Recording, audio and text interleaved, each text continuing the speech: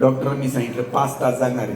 विचार करा, आपली आई दवाखान्यात आहे आणि डॉक्टरांनी सांगितलंय तुमची आई 5 तास जगणार आहे. काय वाटतं आपल्या हृदयाला? विचार करा, आपला मुलगा दवाखान्यात आहे, डॉक्टरांनी सांगितलंय 5 तास जगणार आहे. काय वाटेल आपल्याला? आपली बहीण दवाखान्यात आहे, सख्खी बहीण, आणि डॉक्टरांनी सांगितलंय 5 तासात तुमची बहीण जाणार. काय वाटेल तुम्हाला? काय वाटेल? विचार करा. अरे ही माऊली डॉक्टरांनी सांगितलं 5 तासात जाणार, पण तसं झालं नाही.